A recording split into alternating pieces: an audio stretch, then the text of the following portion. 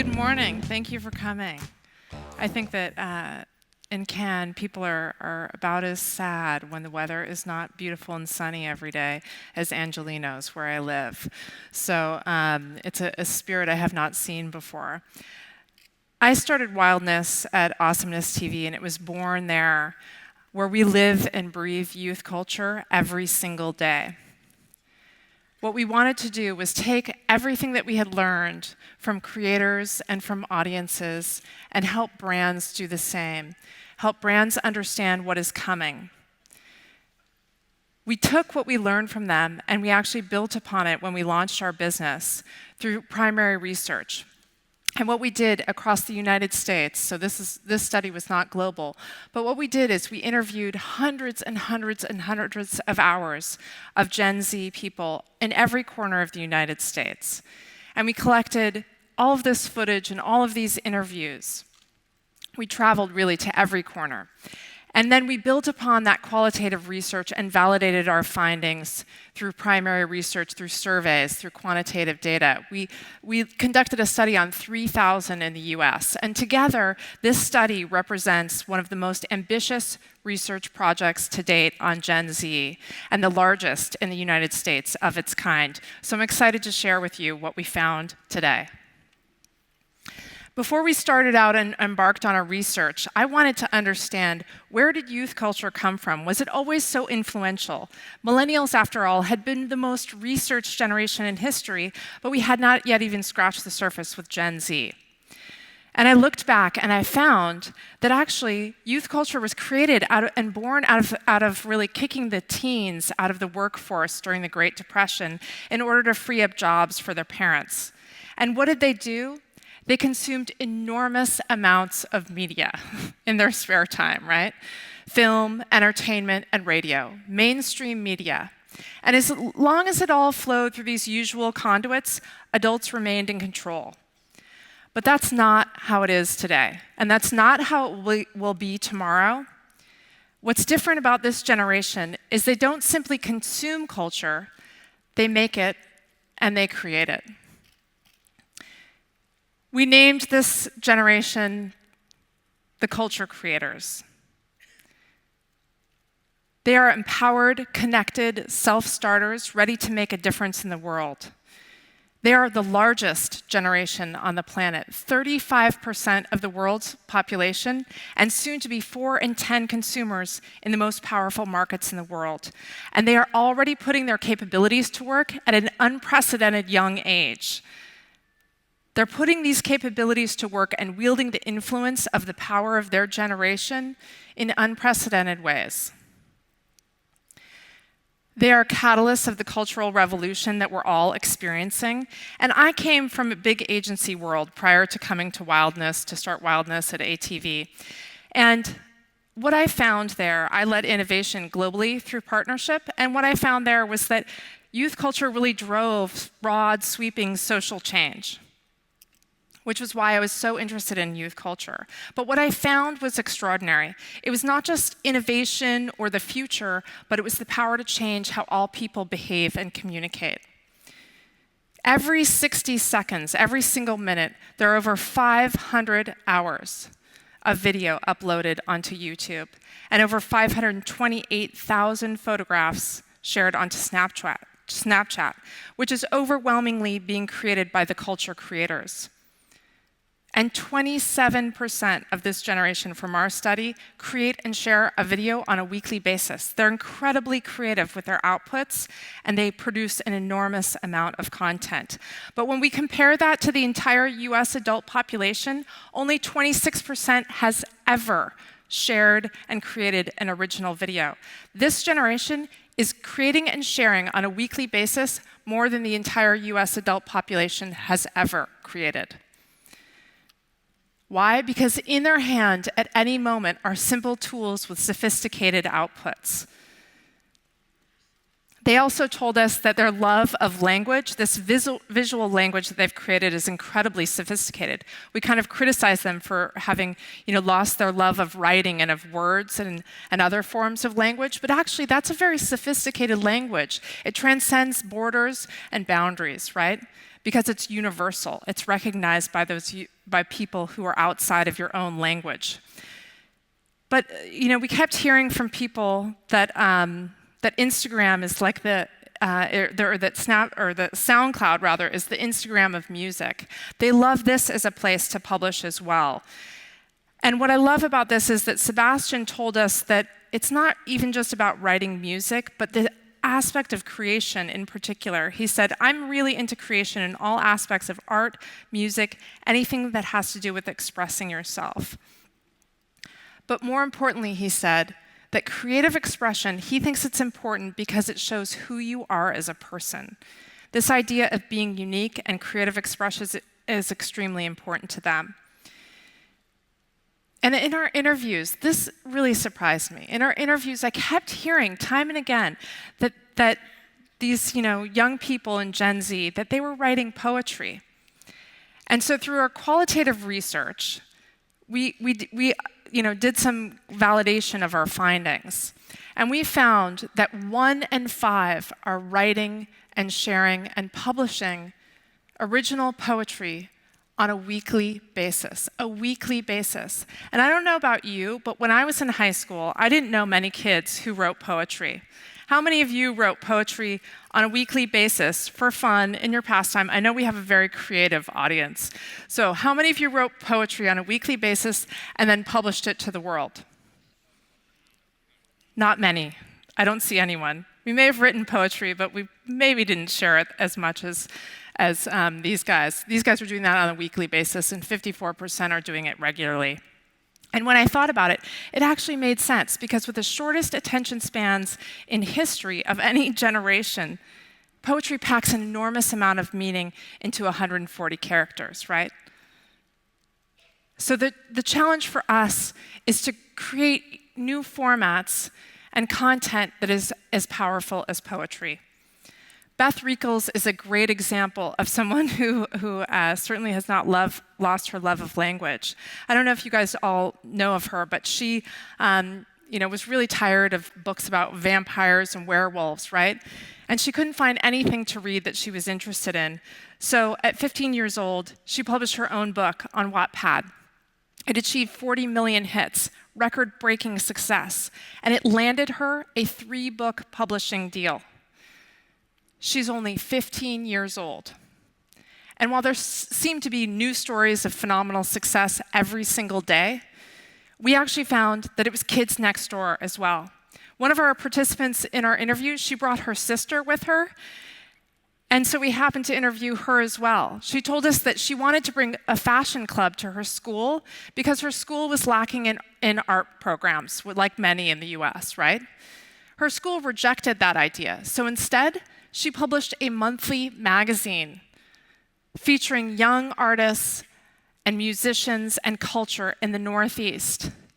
And she's published 8 issues. She's only 16 years old, and she's done this all while being in high school. The culture creators, their cultural currency is very different from the past as well. It's one that values authenticity, creativity, and uniqueness. And what's amazing is that they understand that the path to success is paved in failure, because failure is a natural part of the creative process. And I don't know about you, but I hate to fail. And I'm not alone. Gen X, millennials, we're notoriously perfectionists. We hate failure. But Mira, who's 14 years old, she told us that failure is a great thing. It teaches you what is good, what to do, and what not to do. Because if you fail at this, then the next thing you know, you'll find something else you can do better. Because you're not going to fail at everything. And what's amazing about this generation that I love is that they're a generation of curious explorers and seekers. And 91% told us that when they fail, they seek a new adventure until they find and discover what they're both passionate about and what they're good at. And one of the hallmarks of this generation that I think is especially telling and that I admire so much is their desire to be unique. But what they told us that it's not about being unique in order to stand out for attention, that it's actually about being unique to be recognized as your own person, with unique talents and experiences, which is really a maturity that's unseen in the past at such a young age. This is their number one value. Whereas millennials, their number two value is status and wealth. It's not even in the top 20 for Gen Z. But independence, another contrast to millennials, independence, being true to oneself, seeking adventure, learning new things, these all clustered in the top three and really defined happiness for them. And part of being unique really is also acceptance for people unlike yourself. And I'm going to share with you some footage from our interviews, and you have to forgive us because it's not going to be nearly as beautiful as all of the, very polished things, professionally produced, cuts that you'll see today. So this is, these are rough edits, but I wanted to share them with you because I think it's powerful to hear it from their own voice. Let's roll the slide. Our generation is like, oh, I'm just gonna judge you on your personality, not your sexuality. Stop worrying about being normal. And by the way, weird is not a bad thing. They are the most diverse generation in history, but they're also the most inclusive generation in history. Not only do they embrace differences, they actually revel in them. The culture creators, they're also cultural consumers, which we all love. They consume more media than any other generation in history. Why? Because they've grown up with really, a curated flow of content and constant access to that curated flow at any moment in their back pocket. But they aren't consuming in the ways of the past. This is probably the scariest part of my presentation for many. While they have more devices than any previous generation, television really means something entirely different from this generation. Oops. They prefer streaming over cable. And in fact, they prefer subscription services over free streaming services because ads are a price that they are really unwilling to pay. So it shouldn't come as any surprise that if left with only one device, virtually no one in our study would keep their television. Let's roll the next video. We don't watch cable at all, so we got rid of our cable. You don't have enough time to watch an entire movie. You can just watch a 5-minute YouTube video. Ads are annoying because if you want to watch the video, it's just like, come on. When you are forced to watch anything, you're gonna right away not want to watch it. But they are on YouTube. 9 in 10 watch YouTube daily. And Gen Z has really, they've grown up with influencers who, they see on Snapchat and YouTube, Vine, Instagram, and the like. They use social networks to really achieve and wield influence. And they know that this is possible because the wall separating being influencers has completely been torn down. But why YouTube? Why do we think YouTube is important? Because they don't just sit back and watch culture, remember, they make it. So it's hardly surprising that they want to participate. They want active participation with creating the content and the culture with its key players and influencers. They really want to know celebrities. And YouTube is ideal for this. Why? Because people, we talk about them as relatable, but what does that mean? They have bad hair days and they have good hair days. They're like you, they're like me. They struggle with disappointment, with heartbreak, with sadness. Of course, they're funny and entertaining and beautiful and cool. But they share their stories of overcoming an adversity. And this inspires the generation to bravely face their fears and have the courage to be true to themselves. Remember, that's their number one value. The culture generation, they really want to support them and to join them. They want to be active participants. And fans have always wanted to be closer to their celebrities, right? Their favorite celebrities.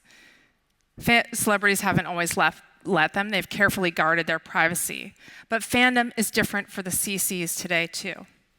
Why? Because digital has exponentially increased the power of fans. They have a constant and direct connection to their favorite celebrities and influencers, not just at any moment, but every moment is an opportunity to consume, to create, and to connect. And I'm excited to share with you today the findings from some primary research that I have yet to share. So MIPTV is the first time that I'll be sharing these results.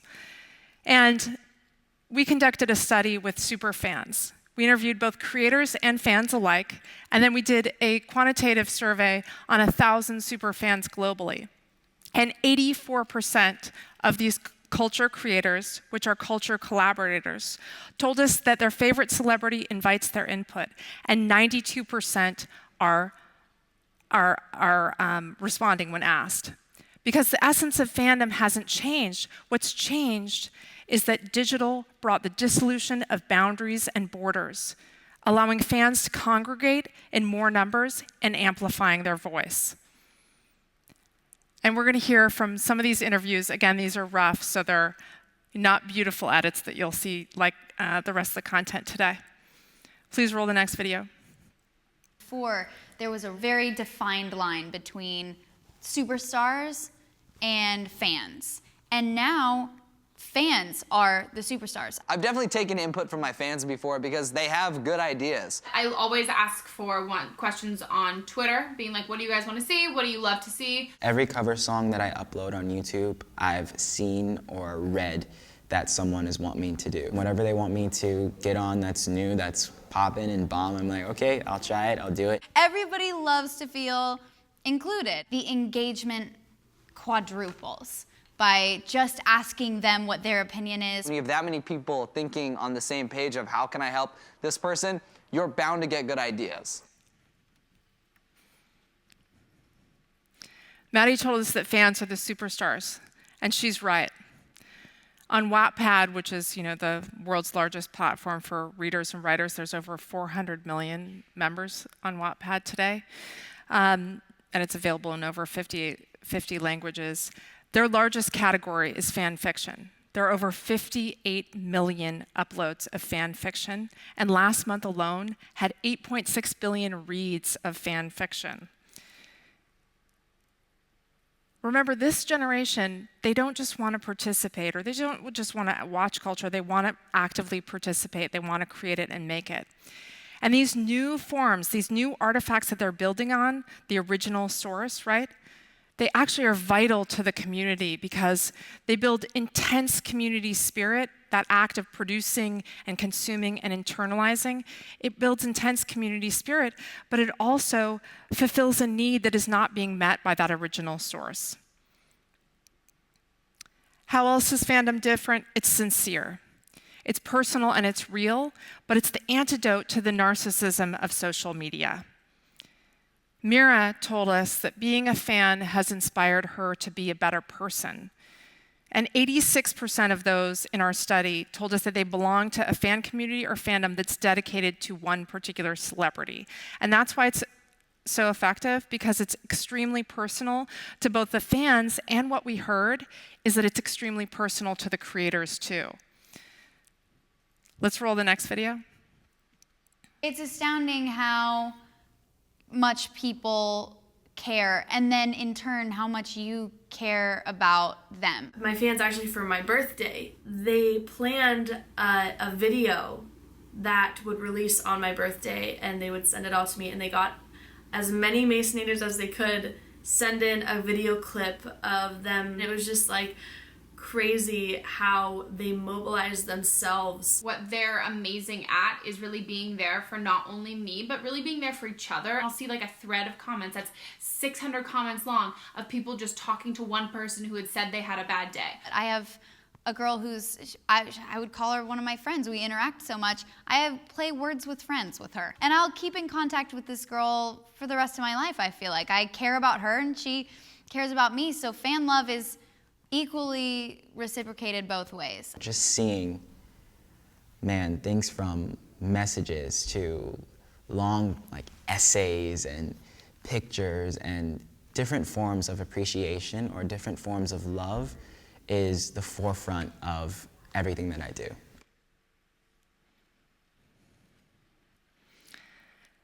And Sarah told us that being a fan, it's a lot more than just admiring someone. It means loving that person and supporting them. And I love the next part that she shared with us. She told us that it's also more more than about just that single person, because you have to support your fandom, the other people in your fan base. And she also shared with us that she loves her fandom so much that she has never been happier, because she has people around her that stand by and support her. This generation, they are globally connected as kids. Whereas we grew up just being friends with people in our neighborhood and the people who went to our school. We were not globally connected. And they're going on to social media a ton, as we all know. It's one of their favorite pastimes. And they're constantly checking for updates about their friends. But they're actually checking for updates about their favorite celebrities and influencers 3 times as often as they're checking for updates on their friends. They're the most connected generation in history. This is no surprise. But what are they doing with their networks? They're helping build their favorite celebrities and influencers' brands. 91% told us that they were sharing with their friends. Expelled is a great example of this. This was a film that Awesomeness TV released a year ago, last December. It was #1 on iTunes, and it has actually over 10,000 reviews today, and it has 5 stars. There was another film also released earlier that year, which had been the #1 social film of the year, A Fault in Our Stars, a great film. Some of you might say better. And it has 4.5 stars and 5,000 reviews on iTunes. This movie, Expelled, was not only the #1 film on iTunes, it was the #1 in social shares, and it was released the last 2 weeks of December, beating out A Fault in Our Stars, which had been the #1 in social shares all year long, and I think it had been released in March or something like that. How did this happen, though? The point of that is that it was built and created by fans, because these fans had been with Nash and Cam since the beginning on Vine, when they were just Vine stars. And now they felt part of building that brand. They felt part of building their success. And so they made it #1. And Josh and a few others are going to actually share with us now how important fans are to them. Let's roll the next video.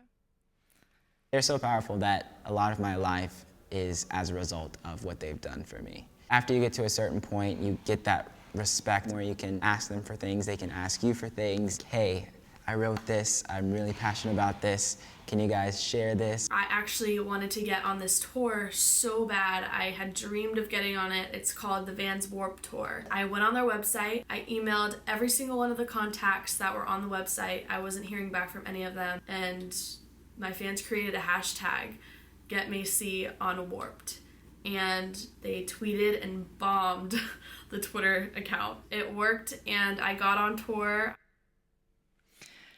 Macy Kate had tried. She had contacted everybody in her network, tried to get on Warped Tour. It didn't work until she reached out to her fandom, and they got her on the tour. It was her dream.